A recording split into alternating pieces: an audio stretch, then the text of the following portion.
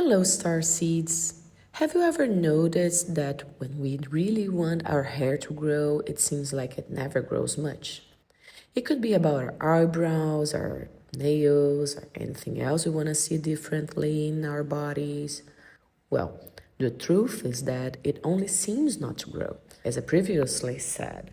But I'm almost sure that your brain has swallowed the it seems, and you are left with the message whatever I look at doesn't grow.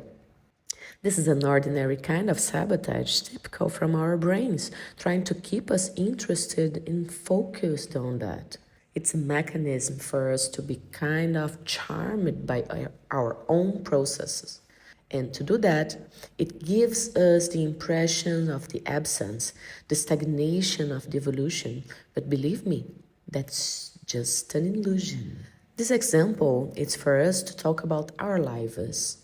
Sometimes we feel we are tied at the same place, stuck, but that's not true. And please, don't let anyone tell you that you have gone backwards, because that would be an even bigger lie. I'll give you another example. A junior MMA fighter, when he turns into a professional, he may go from being the best fighter in his category to becoming the worst fighter in the new category. But that doesn't mean he hasn't grown. Understand? Sometimes, when we move on to a new phase of life, we may feel a bit insecure and as if we have lost something, as when we want our friends to take it easy when we are playing a game for the first time, for example. I'm highlighting this feeling because today is calling us to recognize our growth and all the parts of us that we have been maturing. If you have the opportunity, get in contact with the nature today. Notice that trees were once seeds and that they spent a long time germinating underground before sprouting and growing outside. Life is a reflection of this. Sometimes things seem slow, but they are moving forward, and the only thing you can't do it is to give up now in the middle of the process. Maybe today you may also want to stay closer to your family, and this may do you a lot of good because love is a very nurturing feeling. If that's your choice, think about the story of how you and your partner have met, for example, or the day when your son was born, or how good it was to go to a park and play freely when you were a kid. Remember that. Life with affection and gratitude, it's always a better choice.